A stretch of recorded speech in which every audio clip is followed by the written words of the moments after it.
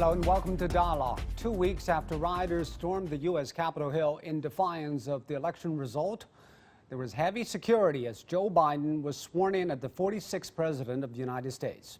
The same location has shown the world both the highlight and the lowlight of American democracy in recent days. So how will President Biden address the country's historic division and crises, and to what extent will he undo Trump's policies, and how will the Biden presidency play out on the world stage? To talk about these issues and more, I'm joined in the studio by Teng Jianqun, Director of the Center of Arms Control at the China Institute of International Studies, and via Skype by Brandon Andrews, entrepreneur and former Hill staffer, and later by Professor Robert Kelly from the Department of Political Science at Pusan National University. That is our topic. I'm Zhu Yue.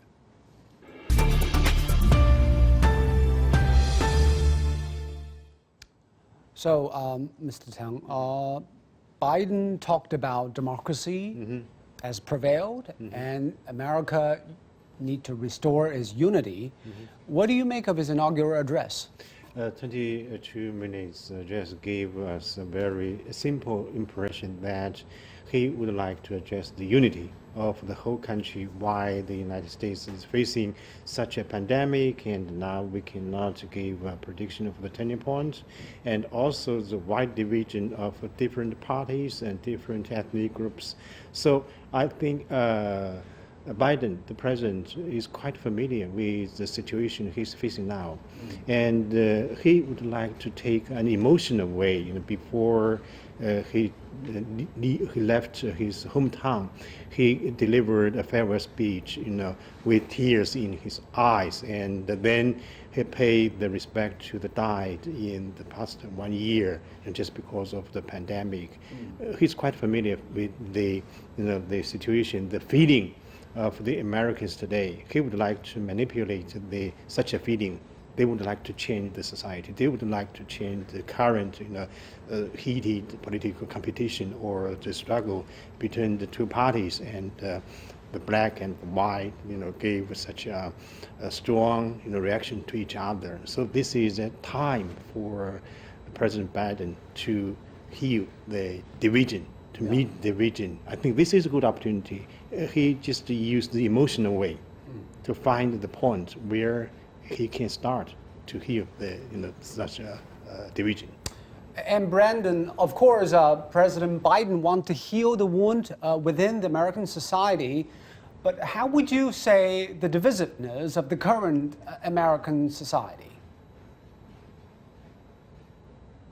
Well, the reality is we have an adversarial political system. We have two parties that have significant ideological differences, and so there will always be friction, and with the democratic system, friction is indeed required for progress. So there will always be this push and pull, and there will always be this tension between competing groups, all of which are very passionate about the things that are important to them.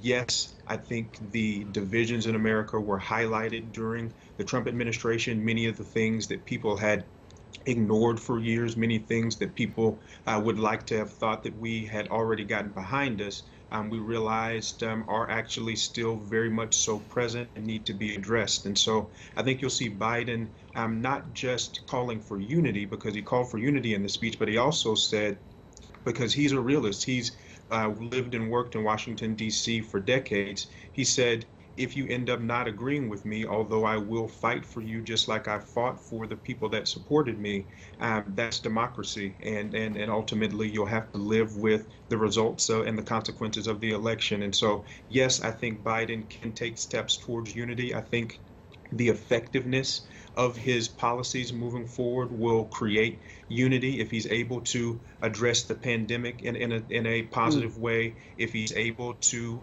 address some of the economic issues in the country in a positive way, if he's able to pull in Republicans on transportation policy and some of the other things that are a little bit more centrist. I think if he's able to get some practical wins in these first 100 days, that'll do a lot to bring the country together, in addition to his speeches. But a lot of people are doubting whether Biden can really deliver on his promises to heal the wound, because people worry about the fundamental reasons why America is divided. When did it begin? Why it has worsened over the years? Brandon? Yeah, well, there's always been friction. So I'll take a different approach here. This week, prior to the inauguration, our nation paused with a day of service to honor the life and legacy of Dr. Martin Luther King Jr. Dr. King said, "Power without love is reckless and abusive. Love without power is sentimental and anemic. Power at its best is love implementing the demands of justice, and justice at its best is power correcting anything that stands against love."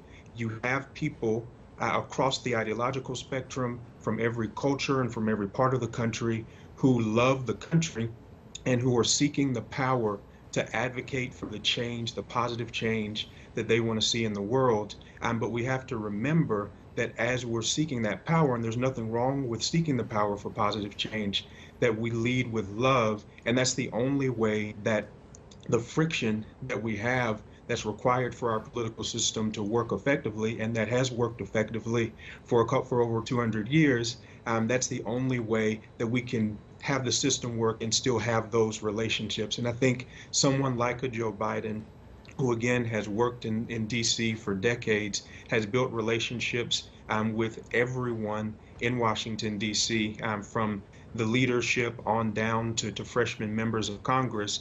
He'll be able to use that power that he has in the presidency to make those positive changes, but also lead with love and I think lead with empathy.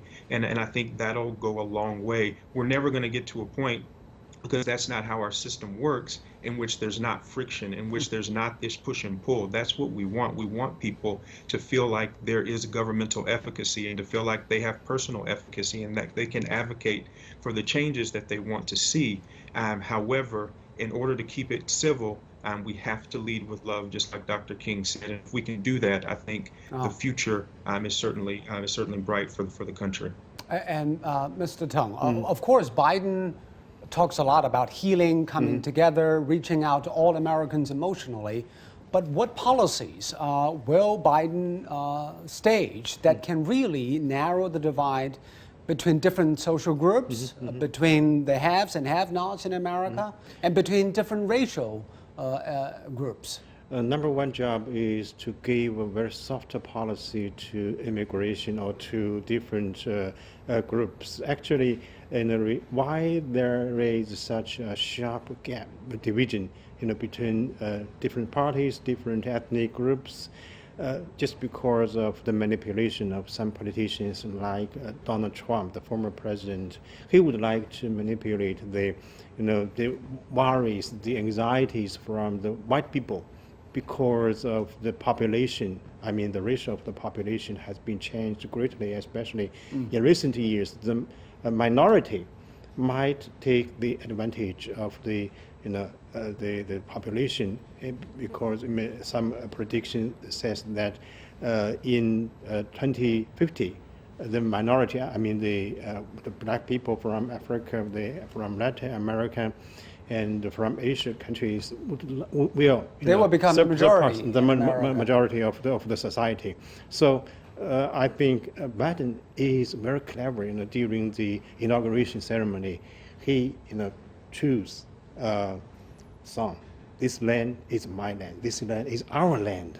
Just to show the compromise among all the groups in the United States. So I think this is a very important policy for Joe Biden, to give a very soft, to have a balanced policy toward different groups. If you look at his cabinet, you can find different colors, officials in his cabinet, ladies and gentlemen, all in the same group. This is a very specific arrangement by President Biden, just to show his policy to take balanced relations with the different ethnic groups, so he can talk to different groups in the United States, as compared with former President Donald Trump. He just went directly to the white people.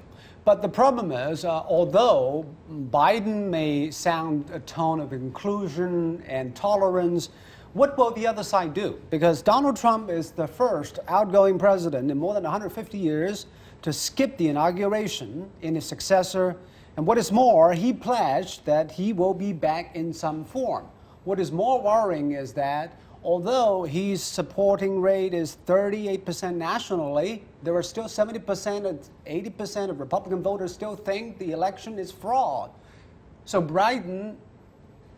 can Biden really reach to the other side?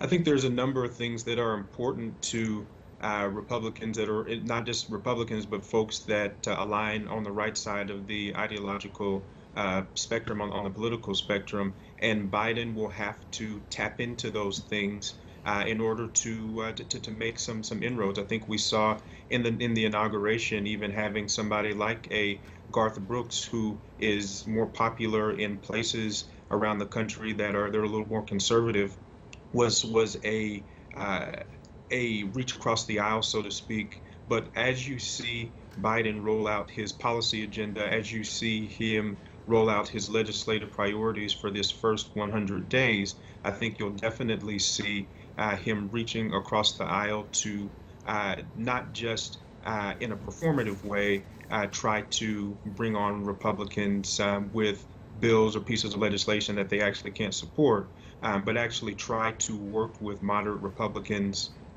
in the Senate and the House where they exist to move some of his policy agenda forward. So I think some progress can be made, but it's really going to be up to Biden to prove that he can do it. And if for whatever reason it can't be done in this first 100 days or so, then I think it's going to be a tough road ahead from a partisanship standpoint. And Brandon, in the first hours of his presidency, Biden signed a flurry of executive orders to reverse Trump's policies. That includes repealing the Muslim ban, pausing the border wall, re-entering the Paris Climate Accords, halting U.S. departure from the World Health Organization. Some of these policies may cause a lot of discomfort from the Republicans. For example, the immigration policy and the energy policies. How will the other side take Biden's policy? I think one positive thing that President Biden has in his favor is that obstruction and it is now really very much so associated with Trumpism, and people want to, even if they still consider themselves to be Republican, even if they have issues with the election results, which are unfounded at this point, as we know, obstruction is unpopular. People want to see progress. People want to see government operate in the way that it's supposed to operate. Maybe unpopular nationally, but popular among their own constituents. That is the problem, right? Exactly. That's exactly the problem. And so Joe Biden is going to have to, whether it's on healthcare, whether it's on preventing people from being evicted because of the economic crisis in the country, whether it's on student loans, there's a set of issues that broadly affect Americans, no matter where you are, no matter who you are, no matter what you believe in, and he's going to have to tap into those pieces as part of this first 100 days in order to be effective. Again, if he can't do that, and I think there's going to be a pretty tough road ahead, but Republicans don't gain anything from being obstructionist in these first 100 days. Now, it is a political system, and there's a political calculus. You don't want to give, as Republicans, too much to the other side, because there's going to be a midterm election coming up in a couple of years, and you want to have the opportunity to potentially take the House back if you're Republicans, and with the thin majority there. However, I don't think obstruction does Republicans any favor. It is especially with this impeachment trial coming. Republicans are going to, or they should at least, want to separate as much as possible from the presidency of Donald Trump. And the presidency of Donald Trump has been ineffective government use of government, and it's also been obstruction, obfuscation, dissembling, however you'd like to describe it. Those things aren't going to work in the same way during the Biden administration that I think they worked during the latter part of the Obama administration, where you had the repeal and replace movement from Republicans. They finally repealed had the opportunity to repeal Obamacare, but didn't actually have anything to replace it with. There has to be some substance there from Republicans if they're going to be able to rebuild the party and again move past Donald Trump in a significant way. Well, thank you, Brandon. Mr. Teng, maybe Brandon is optimistic about the Republicans' reluctance to use obstructionist approaches. But we have to look at in context. The Republicans lost the presidency, the Senate, the House, and they had been using obstructionists in the Obama administration. And during the Trump administration, the Democrats have been using obstructionist approaches. They've been reading their textbooks. To filibuster, to oppose anything the other side says yes, is the right way politically. Why should they change tactics? This is an embarrassed situation of democracy for the Americans, both from the officials and from the public. But I think this is actually a coin with two sides. On one side is a crisis. You know what I mean? The Americans are now facing the pandemic, the poor economy, and the large division among different groups. This is actually a crisis for the Americans. But on the other side, this is opportunity.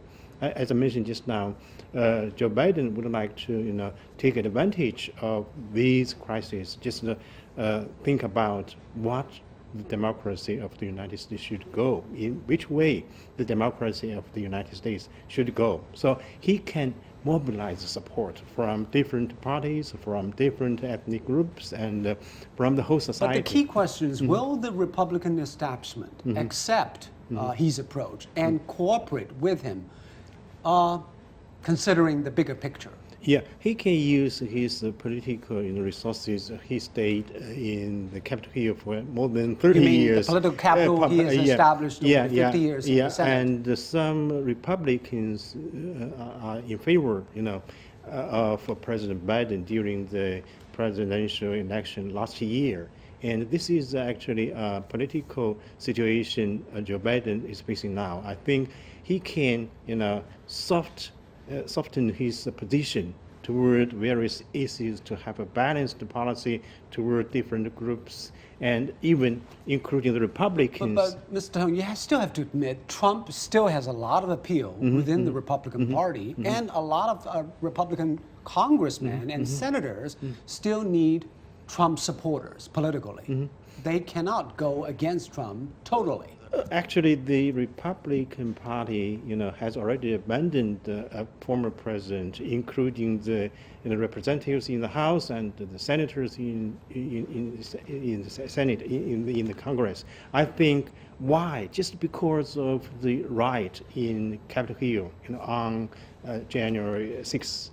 Before that, more than 100, Republicans, the congressmen, refused to certify President Biden. All in favor of what Donald Trump argued, that they would not like to accept such a result of the election 2020. But after that, almost all the Republican congressmen suddenly changed their attitude and remained silent at this time, just because these politicians, these congressmen would like to, manipulate the support, the public support, which was mobilized by, former President Trump. This is actually a manipulation of the support, not support President Donald Trump, but after the riot in the Capitol Hill, they suddenly changed the attitude, and they suddenly, remain in silence at this moment because of they cannot afford such a big political price to support Donald Trump. So actually, I think, in my opinion, the Republican Party, the businessmen in Wall Street, and also the public have already abandoned Donald Trump. We have Robert Kelly joining us from Pusan National University. Robert, from COVID-19 to economy, racial disparity, America's role in the world stage, what do you think will the priorities, the number 1, 2, 3 priorities of Biden? Hi, thank you for having me. I think it's got to be COVID, right? I mean, there are 3.5, 4,000 Americans dying every day. The response has been really atrocious. I mean, this isn't really news anymore, right? How badly the Trump administration fumbled the ball. I think that's the first thing. Simply addressing the immediate medical and infrastructural needs, and then second, addressing the economic effects. I think there's a big stimulus bill coming that's close to $2 trillion. There'll be a huge fight over the expansion of debt, which that requires. There'll be fears about inflation and things like that. But I think there's a pretty strong case at this point that the economy needs more public spending because people are retrenching in their own private spending because of the virus. And then overseas, I think the biggest issue is probably going to be alliance recommitments, right? There are a lot of countries that are really concerned about what Trump did. And so Biden's probably going to spend a year talking to the Europeans, the Japanese, the South Koreans, the Australians, and a whole long list of people. And all those things are probably connected, Robert. Will President Biden really deliver on the first two so as they can regain the status of world leadership as he expected? I think it's probably going to take 6 months to 8 months for the United States to really get on top of COVID. There's only so much that Biden can do infrastructurally for a couple of reasons, right? And first of all, American infrastructure is fairly dilapidated. The United States doesn't have a national medical system, so even if Biden wants to throw a whole pile of money at it, the channels to deliver that are actually not in place. So a fair amount of what Biden has to do is going to be building a structure from the ground up. And in the meantime, thousands and thousands of people are going to pass away. When it comes to sort of international leadership, all right, how the United States sort of turns COVID around, actually, I do think has some impact, right? Given that everybody's sort of shocked. I mean, your network and every other network I've done, foreign network in the last year, has all been sort of amazed at how badly the Americans dropped the ball, right? So proving basic competence, once again, on a major issue like COVID is a way to help restore the United States image as being able to solve problems and stuff like that, right? If not, people start to look to China. Well, Robert is very optimistic that Biden can be on top of this COVID thing in 6 or 9 months. Do you believe so, Mr. Tong? Maybe just because of the the preparation for his policy and also the development the medicines used at this time. And I think this time the United States, of course, if you look at the inauguration ceremony, all the participants wear masks. Wear masks. This is a strong signal to the other side. Well, even to the Americans, you should wear masks. So you mean leadership really matters in terms of coping with of course, COVID? the leadership. I mean, a lot of the leadership. bad decisions by Trump made it work. Actually, Trump just gave up all the measures to the people, to the state government to fight against the pandemic, and I'm sure Biden will take a tough measure against these violations of the law, of the executive order, and will carry out what he would like to do. But do you believe on the COVID control issue, will the people on the right cooperate with? No, not 100%. If the other half of the American population refuse to wear masks, what are you going to do? I think this is a real challenge for Joe Biden to deal with these people, these Americans. They do not like to wear masks. They do not like to remain in social distance. Even this is a message from a president who wants to heal the wound and narrow the differences. But I think Joe Biden will sharply reduce the possibility to get the COVID-19 infection. If he impose some strict restriction on these measures on these situations, I'm sure he will make it. Okay, let's also talk about America's leadership. We've also collected some comments from the internet. Some social media users have been talking about what America's foreign policy will be focusing on. Luke McGee said, if President Biden's inaugural address was anything to go by, the global focus for the next 4 years will be chiefly to restore the world's trust in America after the chaotic foreign policy of the one-term Trump administration. Obviously, he's not a fan of Trump. So, Robert, will Biden really restore the trust of the whole world in America, in its leadership? I think Biden's actually got a lot of sympathy among American allies. I think their trust can be restored. I think when it comes to countries that are on the fence or opponents of the United States, I think it's obviously much more difficult. Relations with China and North Korea, Russia and other countries are going to be pretty difficult. I don't think anybody thinks that Biden's going to turn that around or get some kind of breakthrough. I do think, though, that America's ability to fix its alliances are actually much greater than a lot of people think. I mean, to me, the big story about American allies during the Trump administration is how much they folded in front of Trump's bullying and pressure, right? The Europeans didn't go off and build a distinct defense identity. Japan and South Korea didn't bury the hatchet and start to work together to draw distance from the United States. I mean, Trump bullied American allies for 4 years, and basically he got away with it. Yeah. So I had the feeling that when Trump comes back in there, American allies are going to close ranks, because the alternative is to boost their defense spending a great deal, which they just don't want to do. So they took Trump's abuse, and now they're happy that we're going back to the status quo. But there are some signals from Europeans saying that maybe they would rather pursue a more independent approach. For example, they signed the bilateral investment treaty with China.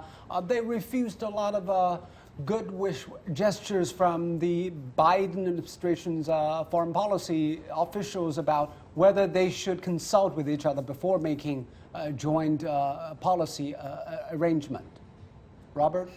Yeah, I don't disagree with that, right? I mean, a lot of countries realized under Trump particularly that the United States could be extraordinarily erratic at the top, and it's wise to sort of cover their bets elsewhere. But I think on core security issues, I actually think the Europeans will come back to the fold pretty quickly. And out here in Asia, I think India, Japan, South Korea, countries that are worried about China's rise are also going to drift towards the United States, if only because of their own security interest. I mean, nobody liked Donald Trump, but I mean, a lot of America's allies, I'm just not really sure what alternative there is, right? I mean, if the European Union couldn't get its act together on defense and security issues when Donald Trump was the president, when are they going to do it? I mean, I just don't know. So I'm actually rather optimistic on that issue.